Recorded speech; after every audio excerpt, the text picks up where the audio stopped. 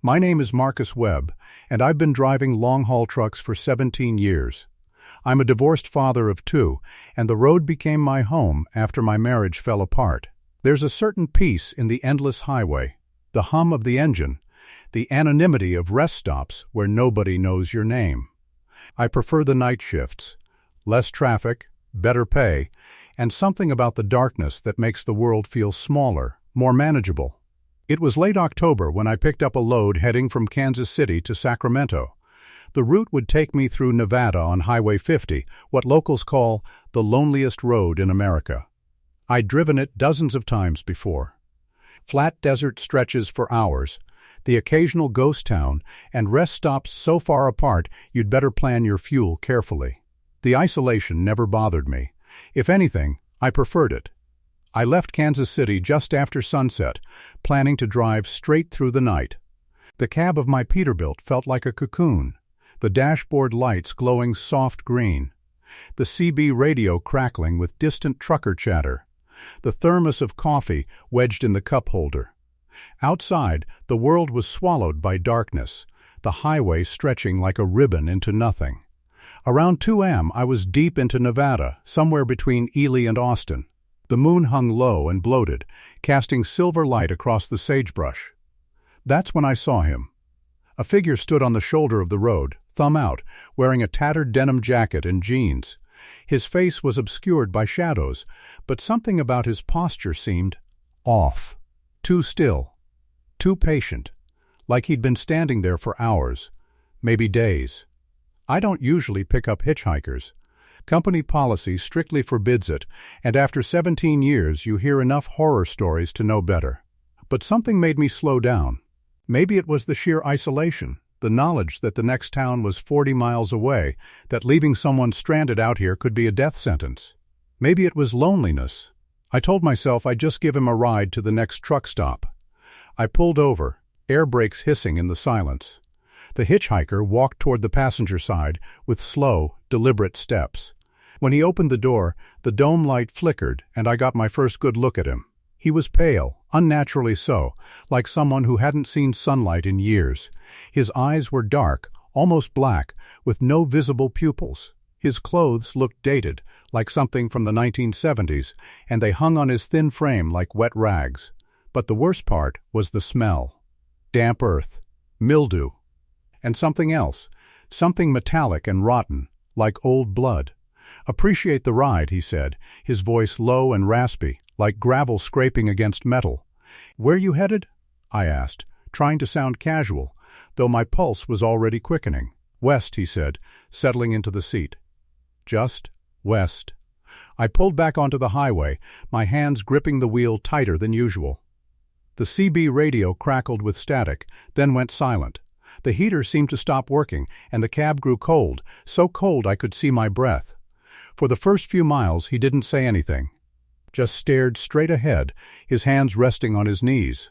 I tried to make small talk, asking where he was from, how long he'd been waiting. He didn't answer, just kept staring. Then, around mile marker 63, he spoke. "You ever see something you can't explain, Marcus?" My blood turned to ice. I hadn't told him my name. "How do you?" "Something that stays with you," he continued, ignoring my question. "Something that makes you question what's real and what's not." I glanced at him, and for the first time, he turned his head to look at me.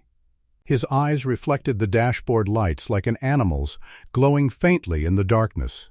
"There's things on this road," he said. "Things that wait, things that watch.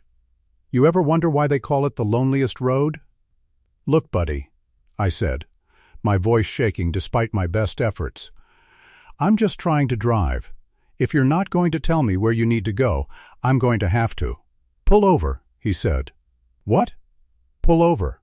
Now, his voice had changed. It was deeper, layered, like multiple voices speaking in unison.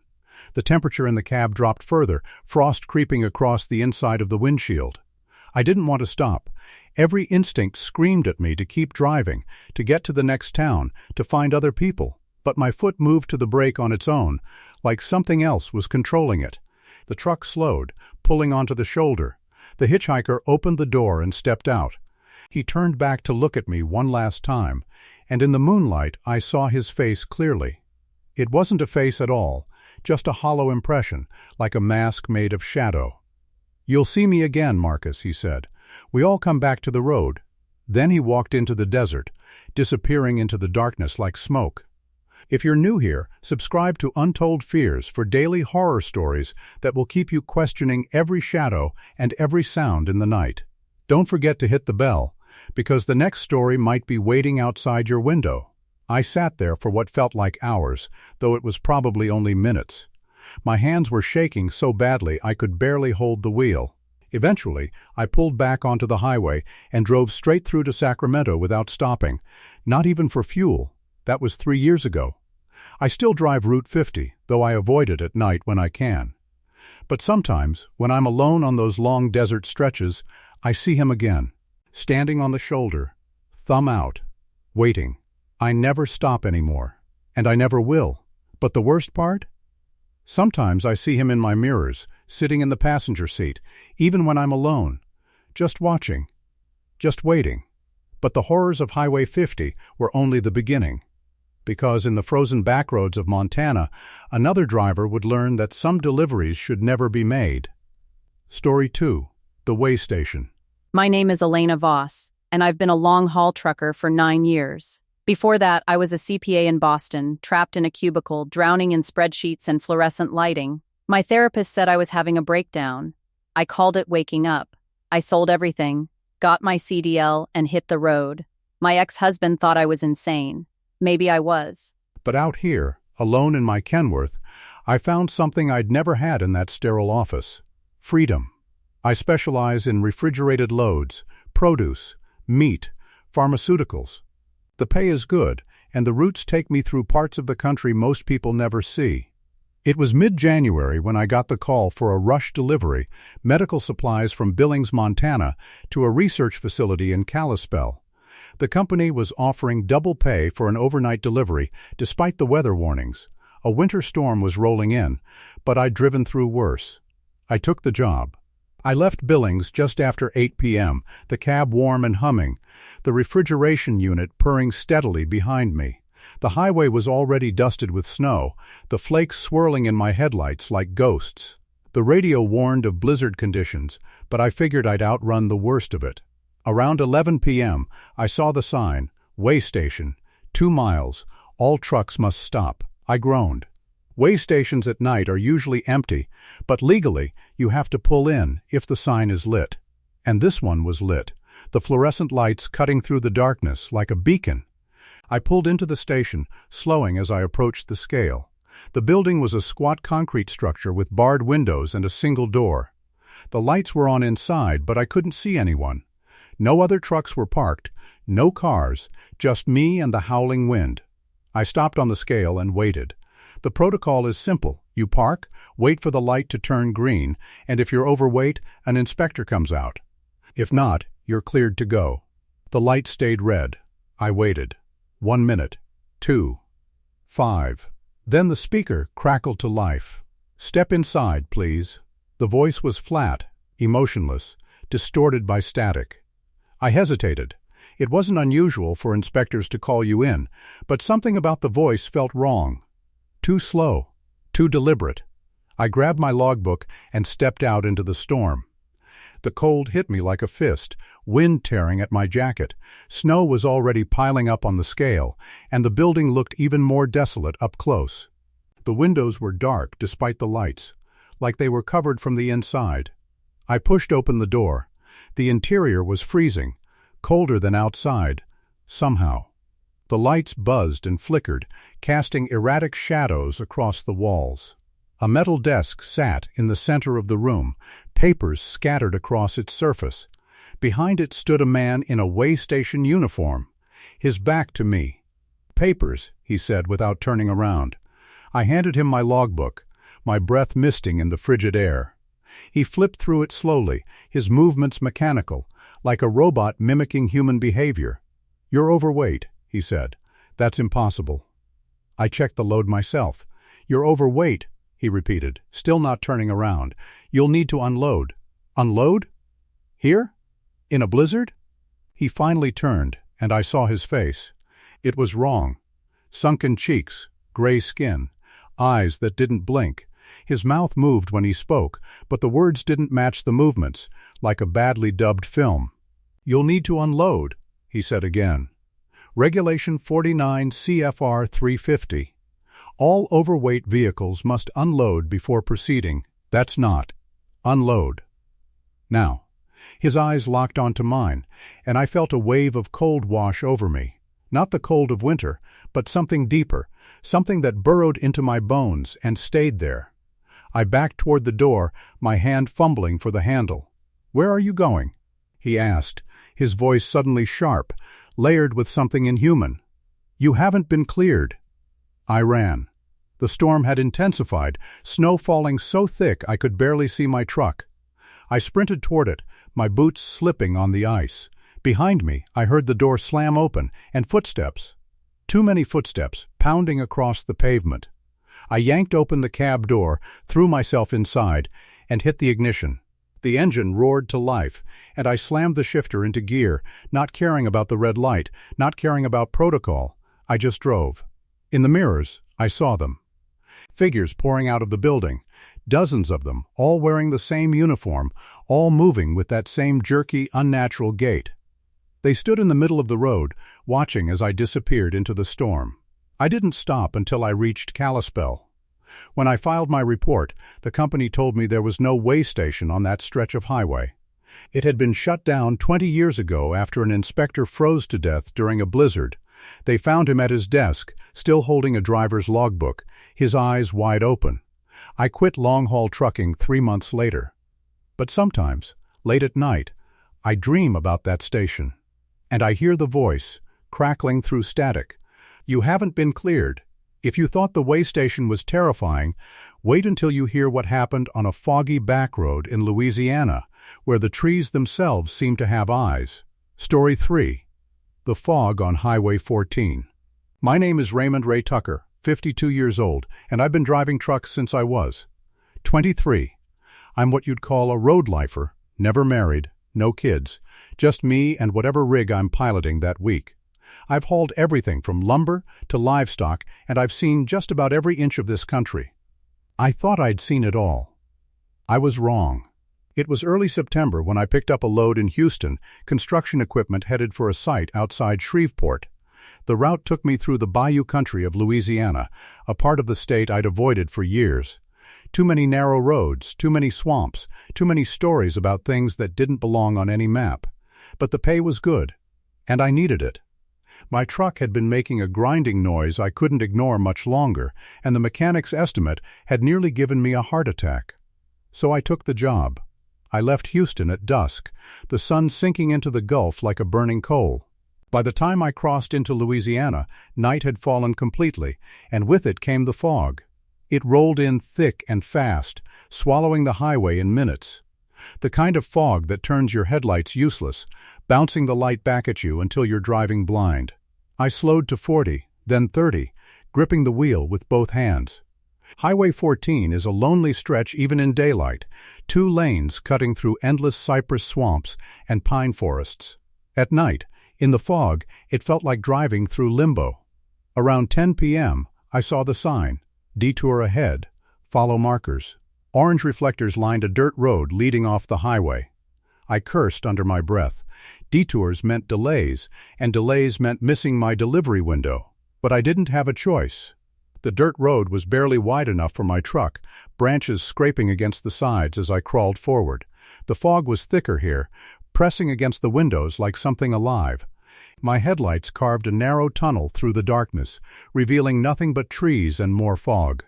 That's when I heard it, singing. A woman's voice, soft and lilting, drifting through the fog. It wasn't coming from the radio. I'd turned it off hours ago. It was outside, close. I slowed the truck to a crawl, straining to listen. The song was old, a lullaby maybe, sung in a language I didn't recognize. It rose and fell, echoing through the trees, impossibly clear despite the fog. Then I saw her. A woman stood in the middle of the road, her back to me. She wore a white dress that hung to her ankles, soaked and dripping. Her hair was long and black, plastered to her back. She didn't move, didn't turn around, just stood there, singing. I hit the brakes, the truck shuddering to a stop. "Hey," I shouted, leaning out the window. "You okay?" She stopped singing.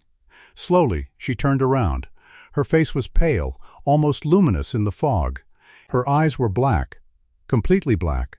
No whites, no pupils, and her mouth hung open too wide, like her jaw had been dislocated. Water dripped from her lips, pooling on the ground beneath her. "Help me," she whispered, though her lips didn't move. "Help me find them." "Find who?" I asked, my voice barely steady. "My children." Her head tilted to the side, too far, bones cracking audibly. "They're in the water." "They're always in the water." Before I could respond, she started walking toward the truck. Not walking, gliding, her feet not quite touching the ground. The fog seemed to follow her, coiling around her like smoke. I threw the truck into reverse, but the wheels spun uselessly in the mud. She was at the driver's side door now, her hand, pale and skeletal, reaching for the handle. "Let me in," she whispered. "Let me in, and I'll show you where they are. I locked the door, my heart hammering." She pressed her face against the window, her black eyes staring into mine, her breath fogging the glass from the outside. Then she smiled. Her mouth stretched wider and wider until her face was nothing but teeth and darkness. I don't remember what happened next. I woke up at sunrise, slumped over the wheel, my truck parked on the shoulder of Highway 14. The fog was gone. The detour was gone. There were no tire tracks in the mud, no sign I'd ever left the main road. But on the passenger seat, I found a child's shoe. Soaked, rotting, covered in algae. I delivered the load and never took another job through Louisiana. But sometimes, late at night, I still hear her singing. Don't go anywhere, because the terror on these lonely roads is far from over. Hit that subscribe button and ring the bell so you never miss a story. And remember, the next time you see fog rolling in, think twice before you keep driving. The woman in the fog was just the beginning. Because in the mountains of Colorado, a driver would discover that some roads don't lead anywhere except deeper into the dark. Story 4. The mile marker that doesn't exist. My name is Jacob Reese, 34, and I've been an owner-operator for 6 years. I saved every penny from my construction job to buy my own rig, a 2018 Freightliner Cascadia, my pride and joy. Being my own boss means I pick my routes, set my schedule, and answer to no one. It's the American dream, or at least my version of it.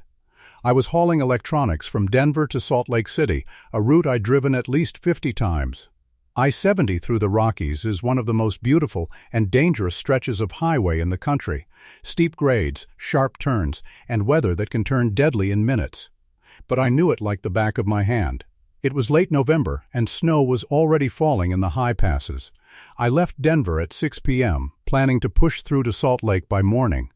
The first few hours were routine, winding through the mountains, the city lights fading behind me, replaced by endless dark forest and snow. Around midnight, I passed mile marker 216. 10 minutes later, I passed it again. I frowned, checking my GPS. It showed me still heading west on I-70, exactly where I should be. But there was mile marker 216 again, looming out of the darkness. Then again. And again.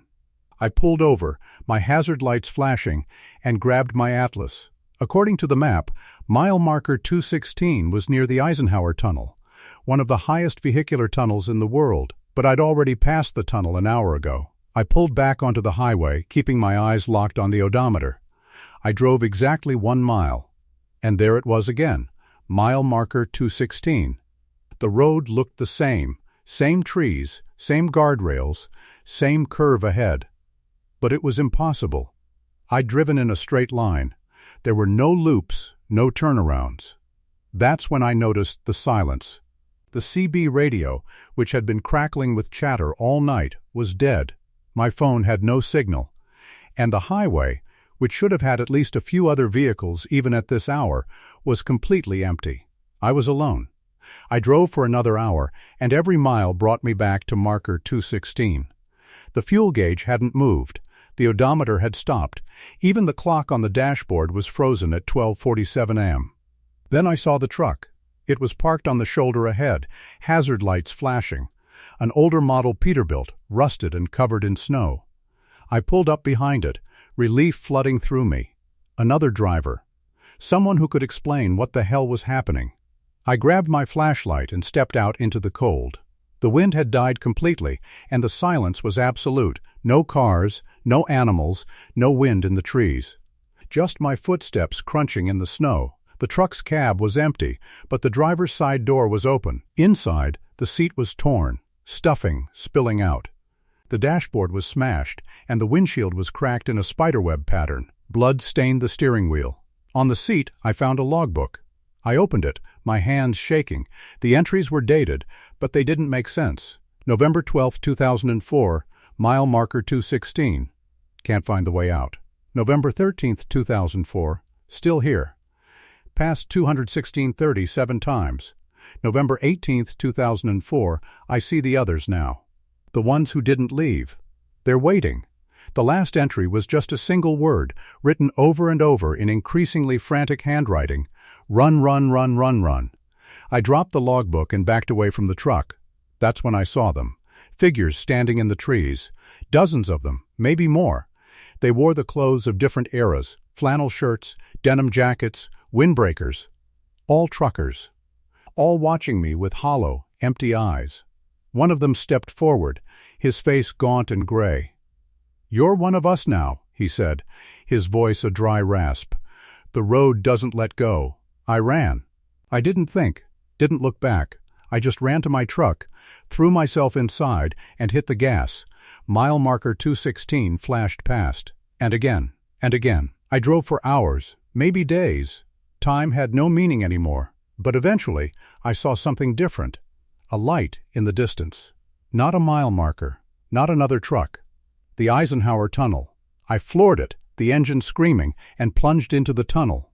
The darkness swallowed me, and for a moment I thought I'd made a terrible mistake. Then I burst out the other side. The highway was normal. The CB radio crackled to life.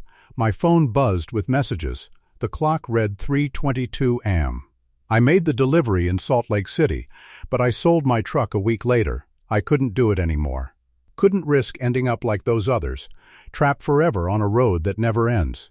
But sometimes, late at night, I dream about mile marker 216, and I wonder how many others are still there, driving in circles, waiting for a way out that will never come. The loop may have released Jacob, but the nightmares of the road continue. Next, we travel to the deep south, where a trucker learns that some rest stops should remain abandoned. Story 5. The Rest Stop. My name is Denise Holloway, 41, and I've been a trucker for 12 years. I started driving after my husband passed away from cancer. We'd spent our whole marriage planning for retirement, trips we'd take, places we'd see. When he died, I realized I'd been waiting my whole life to live. So I got behind the wheel and never looked back. I mostly run routes through the southeast Georgia, Alabama, Mississippi. It's familiar territory, and the humidity reminds me of home.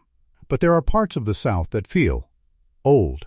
Not historic old, but ancient old.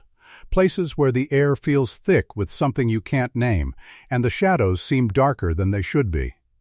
Highway 49 through Mississippi is one of those places. I was hauling furniture from Atlanta to Jackson, a straightforward overnight run. It was mid-August, the kind of heat that makes the asphalt shimmer and turns your cab into an oven even with the AC blasting. I left Atlanta at 7 p.m., hoping to make Jackson by dawn. Around 2 am, I needed a break. I'd been driving for 7 hours straight, and my eyes were starting to burn. The GPS showed a rest stop 5 miles ahead, and I figured I'd pull in, stretch my legs, maybe catch a 20-minute nap. The rest stop was off the main highway, down a narrow access road lined with kudzu-covered trees. The sign was half-fallen, rusted and unreadable, but the parking lot was lit by a single flickering streetlight. I pulled in and shut off the engine. The silence hit me immediately. No crickets, no frogs, no night birds, just nothing. The air was hot and still, pressing down like a wet blanket. The rest stop consisted of a small brick building with restrooms and a covered picnic area. Vending machines stood against one wall, their lights dark. The whole place had an abandoned feel, like it hadn't been used in years. I should have left right then, but I was exhausted and my bladder was screaming. I grabbed my flashlight and headed for the restrooms. The women's room door was propped open, the interior pitch black. The light switch didn't work. I used my flashlight, sweeping it across cracked tile and graffiti-covered stalls. The sinks were crusted with rust, and the mirrors were so filthy I couldn't see my reflection. I did my business quickly, the smell of mildew, and something worse, making my stomach turn. When I emerged, I noticed something I hadn't before. Fresh tire tracks in the dirt, leading away from the parking lot into the woods. I followed them with my flashlight. They led to a trail, barely visible through the undergrowth, marked by broken branches and trampled vegetation. And at the trailhead, I saw a truck. It was an old semi, maybe from the 80s, half hidden by vines and saplings. The paint was faded, the tires rotted away. But the cab was intact. Curiosity got the better of me. I approached the truck, my flashlight beam dancing across the rust-eaten panels. The driver's side door was ajar, the interior filled with leaves and spider webs. I climbed up, pulling the door open wider. A skeleton sat in the driver's seat. I screamed, stumbling backward, nearly falling off the step. The skeleton was still wearing a trucker's uniform, the fabric rotted and stained. The skull was tilted back, jaw hanging open, as if frozen mid-scream. But that wasn't the worst part. The logbook was still clutched in its bony hands. I forced myself to look, to reach inside and take the logbook. The pages were yellowed and brittle, but the writing was legible. July 15, 1987, stopped at rest area on Highway 49. Strange place. Too quiet. July 16, 1987, tried to leave but truck won't start. Battery is fine. Engine turns over but won't catch. July 17, 1987, I hear them at night. In the trees. Whispering. July 20, 1987, they're getting closer. I can see them now. They want me to stay. They say everyone stays eventually. The final entry was just a date, July 22, 1987. I dropped the logbook and ran. But when I reached my truck, the engine wouldn't start. The battery was fully charged. The dashboard lights came on, but when I turned the key, there was nothing but a dead click. I tried again, and again. Nothing. That's when I heard it. Whispering. It came from the woods, soft and sibilant, like wind through dry leaves. But there was no wind. The air was perfectly still. The whispers grew louder, resolving into words. Stay. Stay with us. Everyone stays eventually. Figures emerged from the tree line, shadows in the shape of people, moving with jerky, unnatural movements. They wore the remnants of clothing, trucker uniforms, coveralls, denim jackets, all rotted and torn. They surrounded my truck, pressing pale hands against the windows, their faces obscured by darkness. Stay. I don't know what made me think of it. Panic, instinct, sheer desperation, but I grabbed my logbook and hurled it out the window. The figures stopped. They turned toward the logbook, descending on it like vultures, and in that moment, the engine roared to life. I didn't hesitate. I slammed the shifter into gear and floored it, tires spinning in the dirt. The figures lunged for the truck, but I was already moving, crashing through the undergrowth and back onto the access road. I didn't stop until I reached Jackson. When I reported the rest stop to the authorities, they told me there was no rest area on that stretch of Highway 49. It had been closed in 1985 after several truckers went missing. They never found the bodies. I drive a different route now. And I never, ever stop at rest areas after midnight. But sometimes, in my rearview mirror, I see them. Standing on the shoulder, watching. Waiting. If you're still with me, you're braver than most. Subscribe to Untold Fears and hit that notification bell, because these stories are just the beginning, and the next one might hit a little too close to home. The rest stop may have let Denise go, but not everyone is so lucky. Our next story takes us to the frozen plains of North Dakota, where a driver discovers that winter storms can hide more than just ice. Story 6. The Shadow Convoy. My name is Thomas Briggs. Everyone calls me Tommy, and I'm 28 years old. I'm one of the younger guys in this industry, but I grew up in a trucking family. My dad drove, my grandfather drove, and I was practically raised in a cab. I know every trick, every shortcut, every way to shave an hour off a route. But there's one thing my dad always told me, something he said his father told him: never follow a convoy you didn't see start. I didn't understand what he meant. Not until that night in North Dakota. It was early February, the dead of winter, when I got a rush delivery, machine parts from Fargo to Williston. The weather was brutal, sub-zero temperatures, wind chills that could kill you in minutes, and a storm rolling in from the north. But the pay was triple the usual rate, and I needed the money. My girlfriend and I were saving for a house, and every big job got us closer. I left Fargo at 10 p.m., the roads already slick with ice. Highway 2 cuts across the northern plains, a straight shot through endless farmland and oil fields. In winter, it's one of the most dangerous roads in America. Whiteout conditions, black ice, and if you go off the road, you're on your own. Cell service is spotty at best. Around 1 a.m., the storm hit. Snow came down in sheets, my headlights barely penetrating the swirling white. I slowed to 30, then 20, my hands aching from gripping the wheel. The radio was nothing but static, and the GPS lost signal. That's when I saw the lights. Red taillights, a line of them, stretching ahead into the storm. A convoy, 5 or 6 trucks, moving in perfect formation. Relief washed over me. Following other trucks in a storm is the safest thing you can do. They break the wind, their tire tracks show you where the road is, and if something goes wrong, you're not alone. I sped up, falling in line behind the last truck. We drove for 20 minutes, the convoy maintaining a steady pace, but something felt off. The trucks never changed speed, never wavered, never signaled, and their taillights looked strange, too bright, too red, like they were glowing from within. I tried the CB radio. Breaker, this is Tommy B. Anyone out there? Static. Convoy ahead. This is Tommy B. You guys reading me? Nothing. Then, through the static, a voice. Turn back. I frowned. Say again? Turn back. Don't follow us. Turn back while you still can. The voice was distorted, layered with interference, but there was something underneath it. Something that didn't sound human. Who is this? I demanded. The lead truck's brake lights flared. The entire convoy stopped. I hit my brakes, the trailer fishtailing on the ice before I got it under control. We sat there, engines idling, snow piling up on the windshield. Then the last truck's door opened. A figure stepped out, tall, wearing a heavy coat and a wide-brimmed hat. He walked toward my truck with slow, deliberate steps, his boots crunching in the snow. I locked the doors. He stopped beside my window and looked up. His face was hidden in shadow, but I could see his breath, if you could call it that. It wasn't mist, it was black smoke, curling and twisting in the cold air. He raised a hand and pointed behind me. "Go back," he said, his voice muffled by the glass.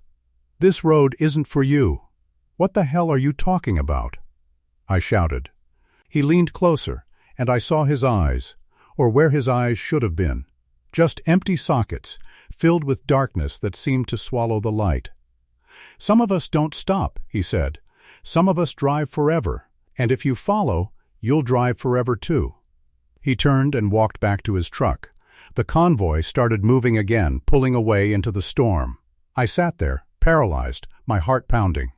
Then I threw the truck into reverse and backed up until I found a turnaround. I drove south, away from the convoy, away from Highway 2. I didn't stop until I reached Minot, 60 miles off my route. When I called the company to explain why I'd missed the delivery, they didn't believe me. They docked my pay, and my girlfriend was furious. I tried to explain what I'd seen, but the words sounded insane even to me. 2 weeks later, I saw a news report. A semi had been found on Highway 2, buried in a snowdrift. The driver had been dead for 3 days, frozen solid. But according to his GPS, the truck had been moving the entire time. The convoy, they said. He'd been following the convoy. I quit long-haul trucking a month later, got a job at a warehouse, regular hours, home every night. My girlfriend and I broke up. She said I wasn't the same, that I was always looking over my shoulder. She's right. because sometimes, late at night, I see them in my dreams. The convoy. And I wonder how many others are still out there, following lights that never stop. Tommy escaped the shadow convoy, but some drivers aren't so fortunate. Next, we head deep into Appalachia, where a lone trucker discovers that mountain roads hold secrets older than the pavement itself. Story 7. The Tunnel. My name is Sam Kowalski, 57, and I've been driving for 32 years. I'm what you'd call a dinosaur in this business. I still use paper maps, I don't trust GPS, and I've seen the industry change from CB radios and truck stops where everyone knew your name to electronic logs and automated everything. But I'm still here, still driving, because it's the only thing I know how to do. In early October, I picked up a load in Charleston, West Virginia, coal mining equipment headed for a site in eastern Kentucky. The route took me through the Appalachian Mountains, some of the oldest and most rugged terrain in the country.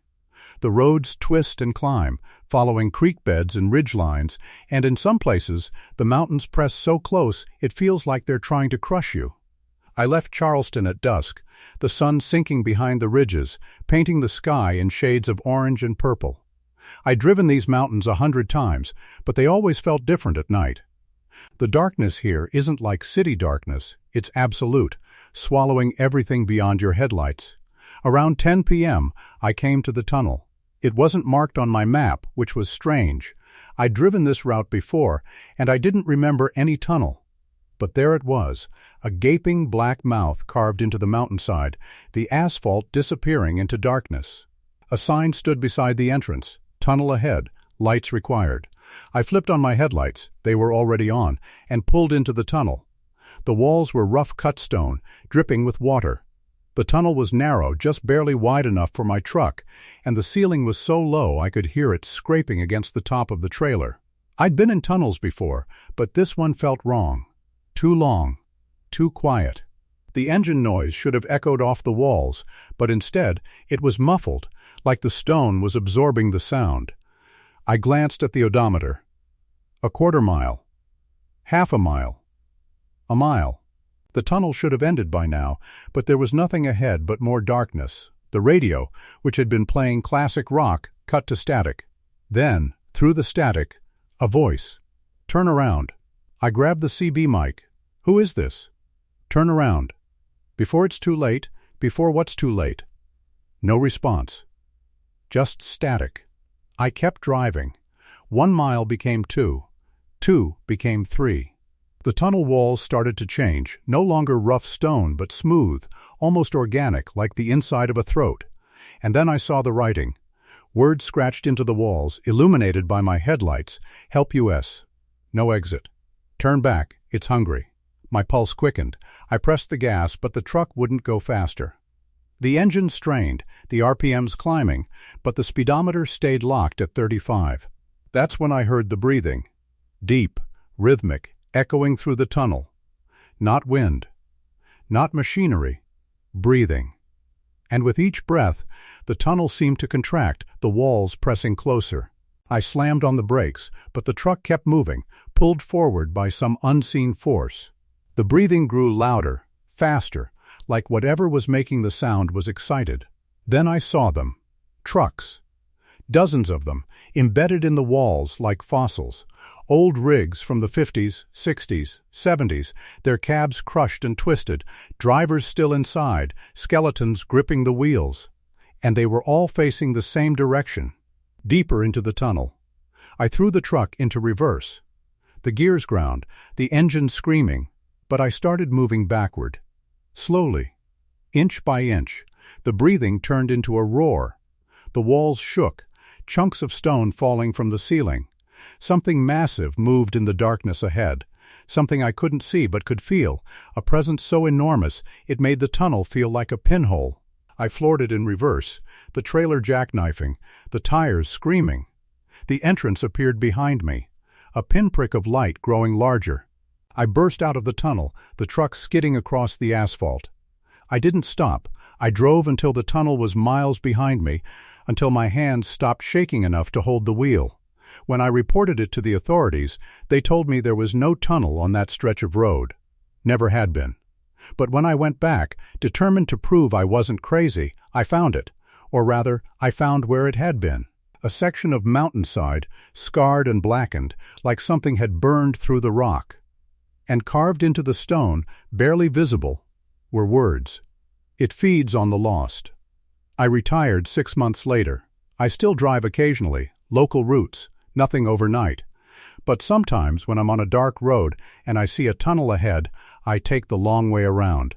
Because some roads don't lead anywhere. They just lead deeper. Still here? You've made it through 7 stories, but there's one more waiting. Subscribe to Untold Fears now, because the final tale is the one that stays with you long after the screen goes dark. Sam escaped the tunnel, but our final story takes us to the Texas plains, where a driver learns that sometimes the scariest thing on the road is yourself. Story 8. The Mirror Truck. My name is Carla Vasquez, 36, and I've been driving for 8 years. I got into trucking after my divorce, looking for a fresh start, a way to clear my head. My ex-husband used to say I was running away from my problems. Maybe he was right. But out here, alone with the road and the sky, I found something I'd lost. Myself. I was hauling a load from El Paso to Dallas, a straight shot across West Texas. It's one of the emptiest stretches of highway in the country. Flat, endless, and so desolate you can drive for an hour without seeing another car. I left El Paso at midnight, the city lights fading in my mirrors. The highway stretched ahead, a black ribbon under a sky filled with stars. The radio played softly, and I settled into that meditative state long-haul drivers know, where the hours blur together and the world shrinks to just you and the road. Around 3 a.m., I noticed the truck. It was behind me, maybe a quarter-mile back, matching my speed exactly. Same make and model as mine, a red Freightliner Cascadia. Even the trailer looked identical. I didn't think much of it at first. Coincidences happen, but when I sped up, the truck sped up. When I slowed down, it slowed down. I tried the CB radio. "Breaker, this is Carla V. You behind me, red Freightliner. You copy?" Silence.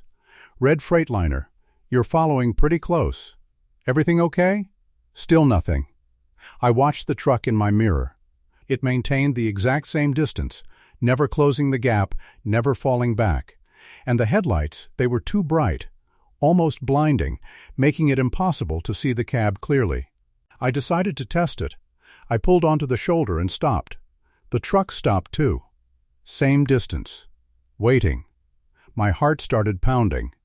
I pulled back onto the highway and accelerated, pushing the truck to 70, then 75. The mirror truck kept pace. I grabbed my phone to call the police, but there was no signal. Of course. Middle of nowhere, West Texas. I was on my own. Then the CB radio crackled to life. "Carla." My blood turned to ice. The voice was mine. My voice. Same inflection, same tone. "Who is this?" I demanded. "You know who I am. This isn't funny. Whoever you are, I'm you, Carla. The part you left behind." I stared at the mirror. The truck was closer now, close enough that I could see the driver. It was me. Same face, same hair, same jacket I was wearing. But wrong. Her expression was twisted, her eyes too wide, her smile too sharp. "You can't outrun yourself." The radio crackled. "No matter how far you drive." I slammed the gas pedal, the engine roaring. 80. 90. The speedometer climbed, the trailer shaking. The mirror truck stayed right behind me. "All those things you ran from," the voice continued. "Your marriage. Your mistakes. Your guilt. They're still there. And they're catching up." "Shut up," I screamed. "You're not real. Then why are you so afraid?" The truck pulled alongside me. I looked over, and the other me looked back. She raised a hand and waved. Then she jerked her wheel toward me. The trucks collided, metal screaming, sparks flying. I fought for control, the trailer fishtailing wildly. The other truck slammed into me again, harder, pushing me toward the shoulder. If I went off the road at this speed, I was dead. "Stop running, Carla," the voice said, softer now. "Just let go." And in that moment, something inside me broke. I stopped fighting. I took my foot off the gas, let the truck slow naturally. The mirror truck slowed too, pulling away, falling back. I pulled onto the shoulder and stopped. The truck stopped behind me, its headlights cutting through the darkness. I got out. The other truck's door opened, and the other me stepped out. We stood facing each other in the middle of nowhere under a sky filled with 1,000 stars. She looked sad now, tired. "You can't keep running," she said, and her voice was no longer mine. It was layered, filled with echoes of everyone I'd left behind, my ex-husband, my mother, my sister. "You have to go back. Face it. I can't," I whispered. "You can," she said, "because if you don't, you'll end up like me. Driving forever, chasing someone who doesn't want to be caught."